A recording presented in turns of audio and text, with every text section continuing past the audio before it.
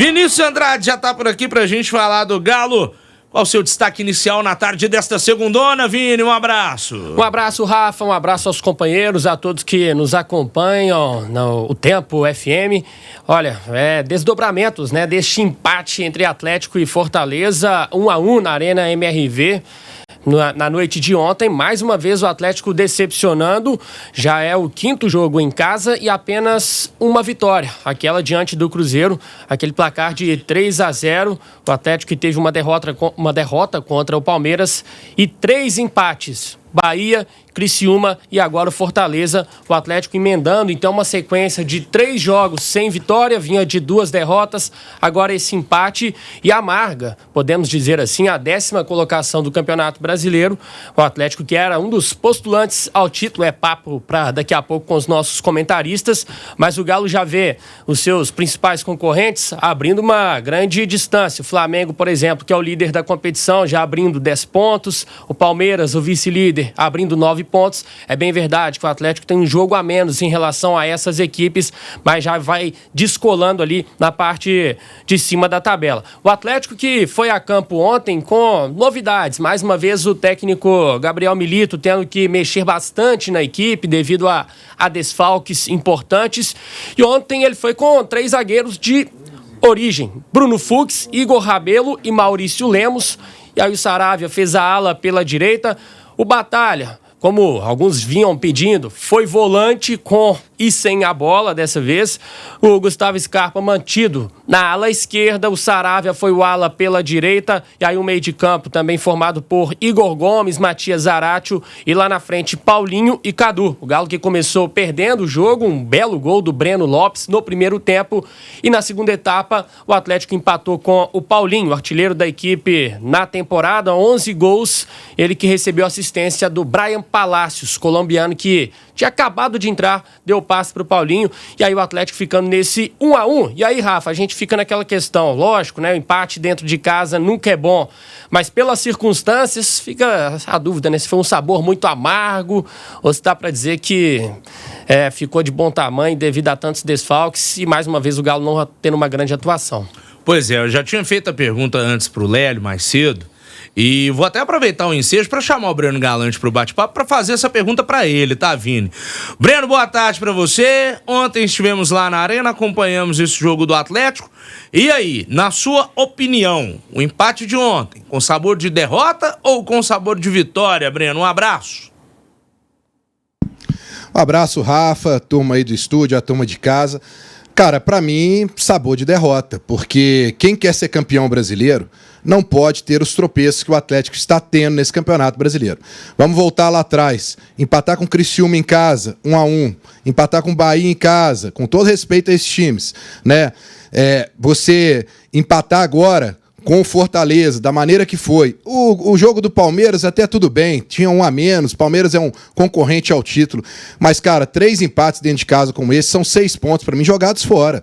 A obrigação do Atlético é vencer esses times em casa. O Atlético estava desfalcado? Estava, mas Fortaleza também estava desfalcado. E ontem o primeiro tempo do Atlético, para mim, foi horroroso, Rafa. 2 chutes a gols que sinceramente não criaram nenhum tipo de problema para o time do Fortaleza. O Fortaleza fez um belíssimo gol e ainda teve outras oportunidades no primeiro tempo. No segundo tempo o time até mudou de postura, mas, cara, tem muita gente devendo nesse time, essa é a realidade. Jogar uma carga em cima, por exemplo, do Cadu e do Alisson, não dá. Eles não estão preparados ainda, né? O Filipão já havia dito isso e hoje a gente comprova que realmente eles não estão preparados para poder assumir um protagonismo nesse time. E nem tem que estar. Né? Isso aí teria que ser para Scarpa, para Batalha, para Zaratio, Paulinho. Paulinho até acho que ontem ele se esforçou muito e foi compensado com um gol. Mas o Zaratio, para mim, ontem, uma figura apagada, já tem vários jogos que anda devendo. Enfim, eu não gostei do Atlético no primeiro tempo. No segundo tempo, o Milito ainda tentou mudar algumas coisas. Agora, também o Atlético vive uma maré, né? No primeiro tempo, você ter 2 substituições por lesões. Aí no segundo tempo, um que entra já é substituído de novo. E aí também vou falar outro ponto positivo, a entrada do Palacios, né? Já tinha entrado bem contra o Vitória, entrou bem ontem, espero até que seja titular contra o Internacional. Agora a fase do Atlético é muito complicada, muita gente culpando o Milito, culpando o Everson. Para mim, o Everson não tem culpa nisso. Para mim, o Milito tem uma parcela de culpa, mas ele já melhorou ontem colocando o Batalha como volante, mas ele não tem peça de reposição. A verdade é essa. Ele olha para o banco, vai colocar quem? No ataque, vai resolver como? O Cadu não tá bem, ele vai colocar o Allan Kardec? Aí é brincadeira, né, gente? Então, realmente, essa janela aí, Rafa, precisa de contratar. Mas quando todo mundo voltar, vai sobrar jogadores. Não. O atleta tem que se preparar, porque quando todo mundo voltar, pode haver lesões de novo. E aí você tem que ter um banco preparado, porque isso que o Atlético passou dessa vez, que o Milito falou ontem que não estava preparado, não pode passar mais não, viu, Rafa?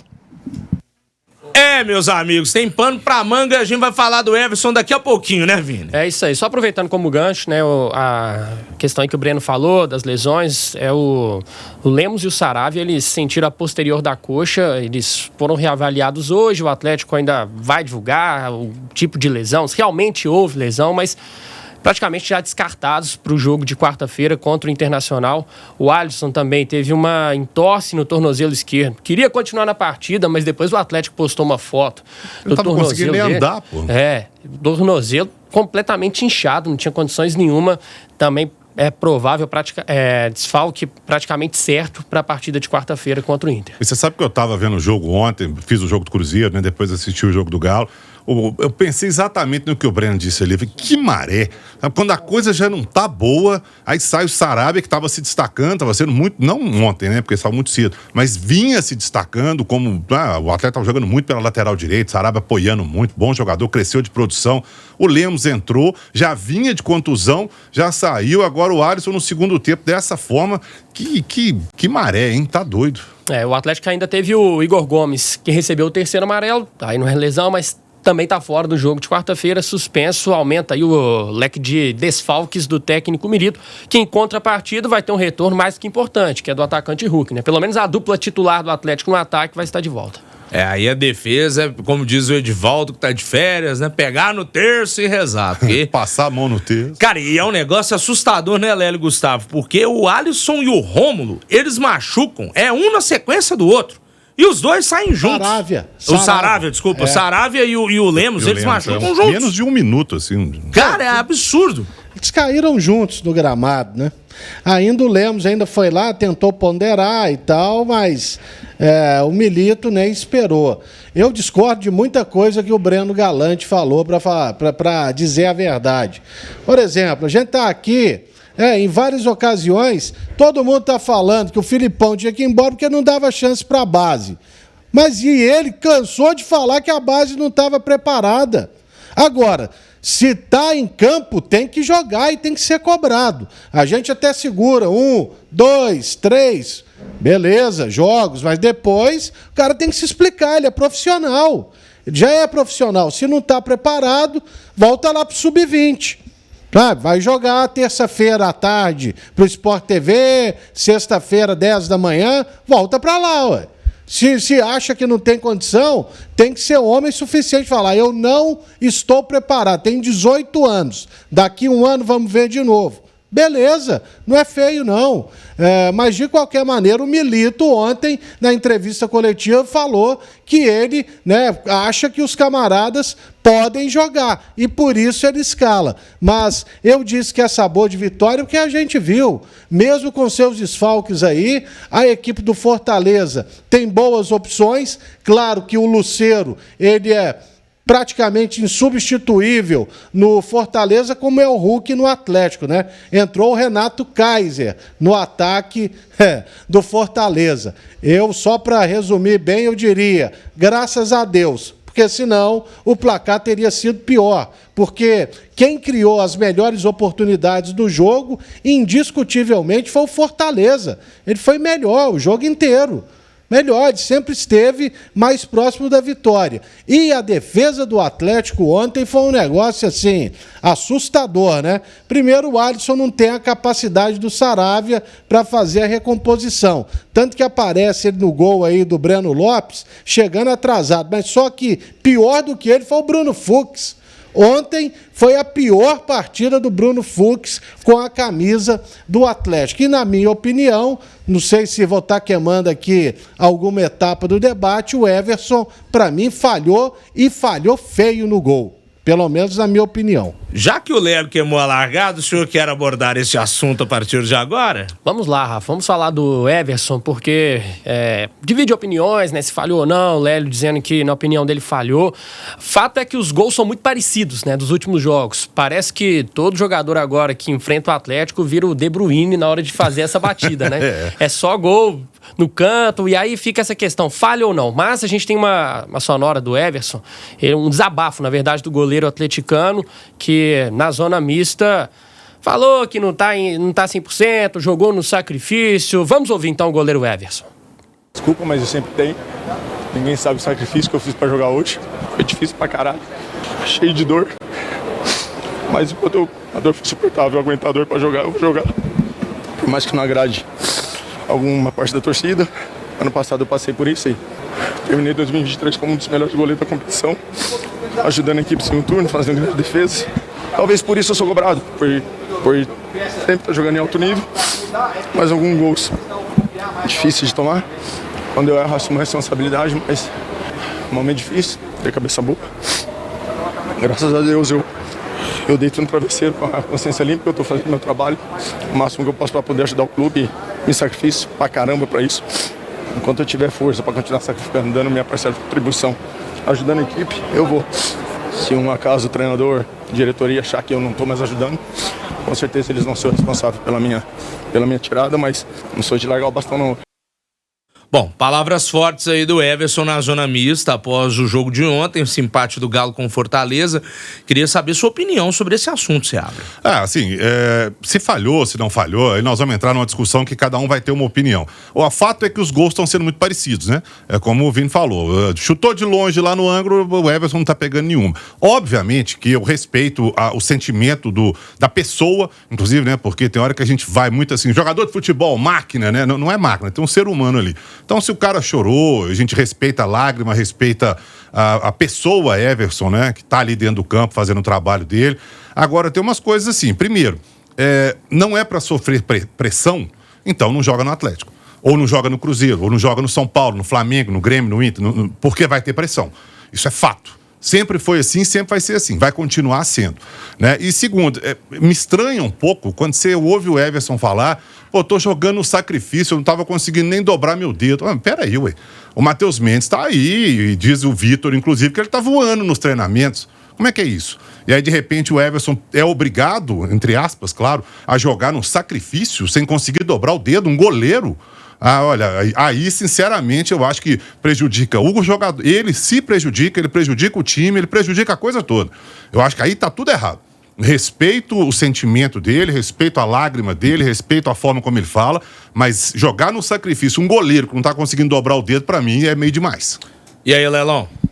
Você abre? Fala, Breno. Não, é só uma informação. Eu conversei com pessoas do Atlético hoje que me passaram foi o seguinte: ele teve uma pancada no dedo da mão direita contra o Vitória e acabou ali infeccionando e ele teve dificuldades ali para movimentar o dedo e calçar a luva com muita dor e tal. Ele foi medicado nesses dias aí, depois do jogo contra o Vitória, e ontem pela manhã ele fez um teste. O DM do Atlético, a comissão técnica e o próprio Everson chegaram à conclusão que ele tinha condição de jogo. Então ele assumiu a responsabilidade de jogar, né? Aí depois, claro, esse desabafo dele, eu acho que vem também muito pela questão da perseguição que ele vê através das redes sociais, que o torcedor está com ele, mas, segundo o próprio Atlético, o departamento médico e tudo, ele tinha condição de jogar.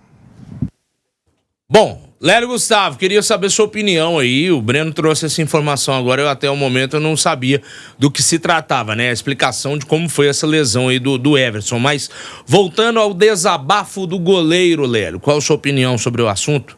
Olha, se existe algum abalo psicológico aí, um desgaste mental, o Milito não trouxe um psicólogo com ele?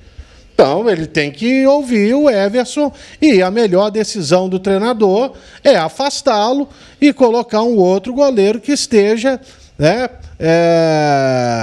em condição de jogo. É simples. Ontem até falaram durante a transmissão da TV que eu estava ouvindo que o Zarate também estava no sacrifício e nem por isso ele chorou. É claro, eu também respeito, de repente pode ser um problema pessoal do cara. O jogador não é máquina, mas eu volto a falar que para mim foi falha, né? E é uma falha muito clara para mim de posicionamento. E se não é um gol que um goleiro que estava pleiteando jogar na seleção brasileira pode levar. Não é. O gol do Mateuzinho contra o Vitória, eu não achei falha. Mas o terceiro gol do Vitória, que foi do William Oliveira, eu achei falha. Era uma bola defensável também. Então, é o seguinte, se não está em condição, dá um tempo, dá uma descansada. Por exemplo, de repente, essa semana que o Hulk teve aí, nasceu a filhinha dele, pode ter sido boa para ele arejar a cabeça, cara, e voltar um outro jogador, e no momento que o Atlético precisa dele bastante, já que é o principal jogador do clube. Bom, tá aí as opiniões dos nossos comentaristas sobre a questão do Everson, né? Sobre o lance de ontem, eu achei falha, cara. Você pegar uma câmera que tem do Sport TV por trás do gol, ele pula com as duas mãos pra tentar espalmar a bola. Aquilo ali, ou você vai de mão trocada ou você vai com uma mão só pra espalmar. E fica a dúvida se essa dor, se essa luxação teve impacto no movimento dele no lance. Né? Sim, talvez por não estar se sentindo seguro, tentou espalmar a bola com as duas mãos, não tendo confiança que se fosse com uma mão ou com a outra, na mão trocada, defenderia, né? Mas aí cabe ao Everson, cabe ao preparador de goleiros, cabe ao Milito, ao médico, à fisiologia. Falar, bicho, você tá falando que tem condição, mas não tem. Não foi assim com o Alisson ontem? Sim. Não, pera aí um pouquinho, não tem condição, sai fora. É assim, ué. Futebol é assim, você não tem, você tá conseguindo dobrar o dedo, você vai jogar? Não, você não tem condição. Além do mais goleiro, velho, como é que você vai encaixar a bola? Você não consegue fazer esse movimento, você vai defender como? E outra, para fazer justiça, Rafa, e aí já mudando para jogador de linha, eu acho que o Palácios, nesse momento, tá pedindo passagem. Porque tem entrado bem.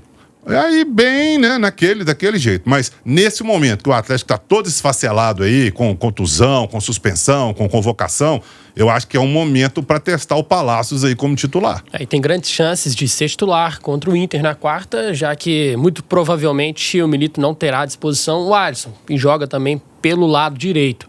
Então a possibilidade do Brian Palácios ser titular pela primeira vez, ele que vem entrando no segundo tempo. Ô Vinícius, agora se tem uma coisa para mim tá clara. O Seabra falou dessa maré aí, o Breno também. Gente, isso é o inferno astral no Atlético, hein? Que é isso? Ontem foi a maior prova disso. 2 jogadores se contundiram no mesmo lance e aí o Alisson, quando ele volta para o segundo tempo, acordado, querendo jogar dentro da característica dele para driblar e ir para cima, toma uma porrada desse Pochettino. E nem é a posição que ele costuma tocar na bola, né? Já que foi num lance centralizado. E leva o Rapa por trás. Mas pode jogar sal grosso no CT, amigo. Tá danada a situação do Galo. Pra quem acredita nessa questão aí, né? De zica, energia, mandinga e tudo mais, meu amigo. O pessoal deve estar com o alerta ligado, viu, Vinícius? Cara, mas assim, a gente tem que considerar também o elenco ficou muito curto, né? Devido a tantas lesões, convocações e os jogadores estão sobrecarregados. O Saravia, por exemplo. O Saravia já dava indícios de que uma hora não ia aguentar. No jogo mesmo contra o Vitória, a gente viu um Saravia completamente diferente daquele do Bragantino que correu o jogo inteiro. E contra o Vitória ele já estava com a língua para fora na recomposição. E aí no jogo agora contra o Fortaleza, estourou, né, Céu? É a tempestade perfeita, né? É um elenco curto, esfacelado, desidratado, com um calendário absurdo, né? Um jogo em cima de jogo, em cima de jogo, em cima de jogo. A gente que faz cobertura, escala, credenciamento aqui, tem hora que eu tô assim, putz, será que eu já credenciei? Não, já fiz essa escala, não fiz, porque é tanto jogo, né? E a gente tem que lidar com Série A e Série B, né? Com Cruzeiro Atlético e América ainda. Então, eu imagino o jogador que tá correndo dentro de campo, tá doido. Agora, uma outra situação que também gerou discussão, inclusive durante o jogo, alguns torcedores cobrando do Milito, o Scarpa tem que jogar pelo lado direito, e o Milito conversou ali com os torcedores, foi tudo numa boa, não foi naquele estilo Kudê não, tá? De revidar, de causar aquela confusão toda. Mas ele também foi perguntado na coletiva se não seria melhor escalar talvez um dos principais jogadores pelo lado direito, onde ele já rendeu melhor. E o Milito respondeu o seguinte: Pero eu não sou louco, que digo, maluco que falo, não, Scarpa não vai jogar mais por la derecha. Porque no me gusta cómo juega por la derecha, me gusta más por la izquierda. No, a mí me gusta más por la derecha. ¿Pero quién juega a la izquierda? ¿Arana? ¿Está?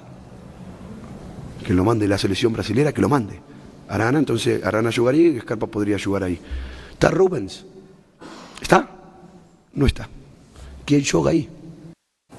Tá, então, né? O Milito respondendo, falando que ele também prefere o Scarpa pela direita, mas pela necessidade ele está utilizando o Scarpa pelo lado esquerdo. Ele falou, olha, cadê o Arana? Tá na seleção. Que a seleção me devolva o Arana, então. E o Rubens? Está no departamento médico. Vamos lembrar que contra o Vitória, o Scarpa jogou pelo lado direito e o Alisson pelo lado esquerdo. O Atlético tomou 4, né? Então, passando a bola aí para vocês, Scarpa, um dos principais jogadores do Atlético, é melhor sacrificar como o Milito tem feito ou deixa ele quieto na direita? Como fazer isso aí, Seabra? Vini, eu já até falei sobre isso aqui. Eu entendo o que o Milito falou ali, acho que ok, ele tem, na razão dele aí, ele tá certo do que ele tá defendendo e tudo, mas eu discordo. Por quê? Se você tem o principal, ontem, por exemplo, o principal jogador do Atlético era o Scarpa em campo. Não tem o Hulk, né? Não tem a Arana e tal. Então, é o Scarpa, beleza, jogando, rendendo muito bem por um lado. Você vai lá, improvisa ele do outro, você perde nas duas posições, você perde o seu principal jogador na posição dele e ainda perde na outra também, que não é a dele. Já que vai improvisar, ele falou, quem? Improvisa outro jogador.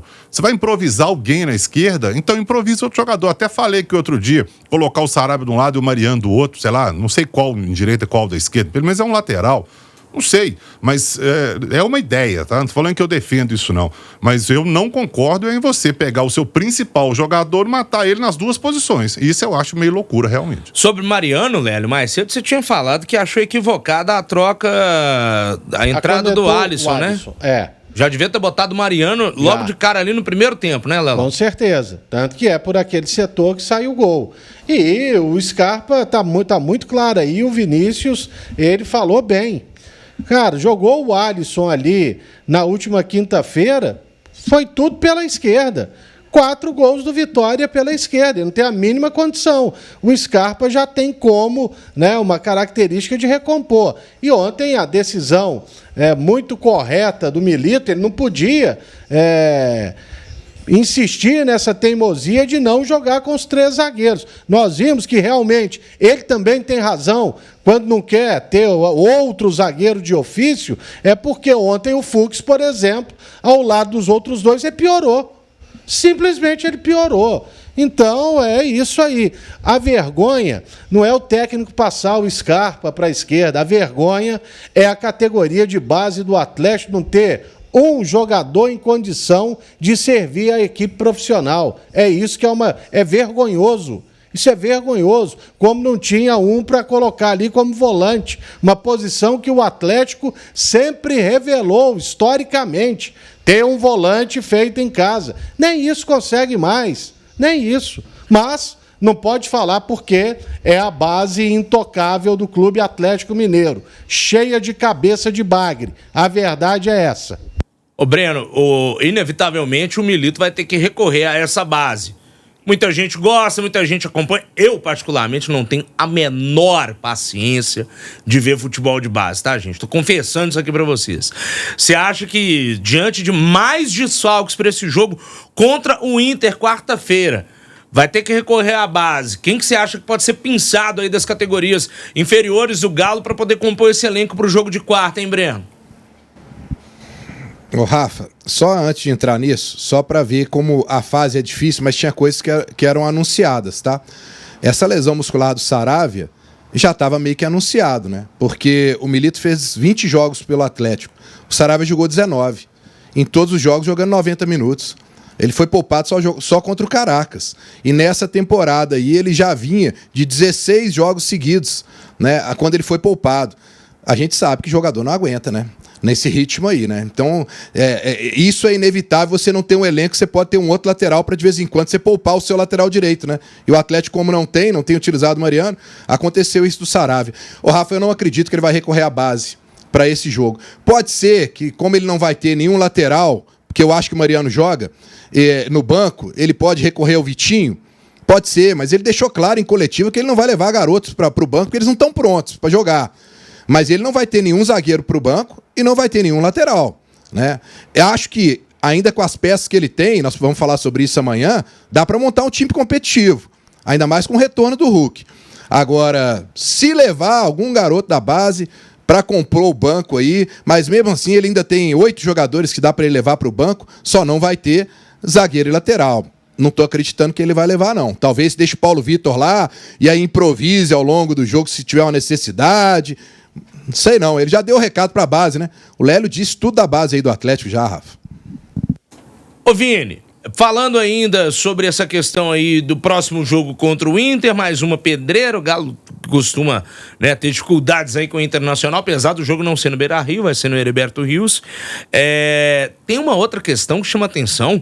O Batalha ontem em campo foi acusado por um jogador do Fortaleza de racismo, né? É isso, é situação delicada. O árbitro relatou na súmula a denúncia do jogador do Fortaleza, o Pedro Augusto. E hoje o Fortaleza emitiu uma nota, lendo rapidamente aqui um trecho da nota, diz assim: o Fortaleza Esporte Clube repudia de forma veemente os atos de xenofobia, racismo e discriminação contra o atleta Pedro Augusto, ocorridos na Arena MRV durante a partida entre Atlético e Fortaleza, válido pela 11ª rodada do Campeonato Brasileiro. O Fortaleza dá total suporte ao seu atleta, Pedro Augusto, reitera o repúdio a todo e qualquer ato de xenofobia, racismo e discriminação, sendo tais condutas incompatíveis com os valores e história dos clubes envolvidos. Tá aí, então, a manifestação do Fortaleza. O Atlético não se manifestou publicamente, nem o Batalha. É uma situação para a gente apurar, aguardar o desfecho, mas uma denúncia delicada, né? Importante. Lembrando que no momento que rola essa confusão, estão ali bem próximos Pochettino, o próprio Batalha e o atleta que alegou, né? O racismo aí do Fortaleza. O Pedro Augusto. Bateu o jogo inteiro. Agora, claro que isso não justifica. Realmente, se o Batalha tiver cometido esse ato aí, sabe? E se o juiz... O que mais impressiona é que o juiz relatou na súmula, por que não expulsou o Batalha?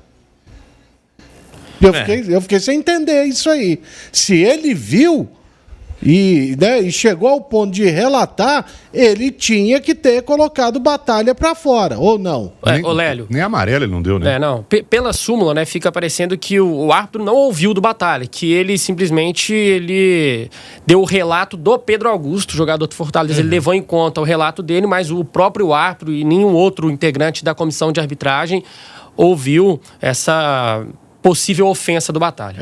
O Pedro Augusto levantou desesperado, né? E xingando, né? Leitura labial fácil aquela, né? Eu não sei o que o Batalha falou com ele, mas ele apontando pro Batalha e falando, ele falou, e desesperado, alguma coisa ali. Agora, o Batalha é argentino, Pochettino é argentino. Bota o Pochettino contra a parede e fala, você que fala português, né, melhor que o Batalha, tá mais tempo aqui, o que foi que ele falou? Tenta achar uma câmera aí também pra resolver essa questão. Hoje tá fácil, né? Identificar, fazer uma leitura labial. Tem câmera pra tudo quanto é lado. Câmera em todos os lados. Tem até um influencer aí que tá famoso que sempre faz a leitura labial e a dublagem do que acontece nos jogos. Dose é o Atlético usar aquilo comparando pra reclamar da arbitragem contra o Palmeiras, né? Falar não, mas não teve jeito. Mas ele faz aí, é o Gustavo, né? Acho que é Gustavo Machado, do dublador. E ali tem a câmera invertida, né? Tem a câmera do outro lado que é utilizada pelo VAR também. Então você pode buscar uma imagem por ali. Vamos ver o desenrolar dessa questão aí. Fato é que se houve realmente esse tipo de xingamento, tem que ser punido. Doa quem doer e não importa qual agremiação o atleta defenda, né? Não pode passar pano pra essa questão, não. Vini, daqui a pouco você volta com mais informações do Atlético aqui pra gente? Fechado, Rafa. Ô, Breno Galante, você vai pra Criciúma, meu filho? Amanhã cedo, né? Meu voo é às 6 horas da manhã, chego em Florianópolis às 10, aí de Florianópolis 4 horas de carro, pra chegar lá em Criciúma no meio da tarde, né? Vamos lá, né? Vamos com a expectativa, como eu disse, que o Atlético tem condição de colocar um time competitivo para enfrentar o Inter. Peças tem, Rafa. Eu acho só que alguns jogadores estão devendo, tem que começar a jogar. E tem o retorno do Hulk, que para mim muda muito essa cara do time do Atlético. Amanhã nós vamos estar falando de lá, da porta do hotel do Atlético, na hora do o Tempo Esportes para poder falar como é que tá a expectativa lá, inclusive dos torcedores vão acompanhar o Galo lá. Um abraço para todo mundo aí. Até amanhã. Valeu, Breno Galante, aqui no Tempo Esportes desta segunda-feira.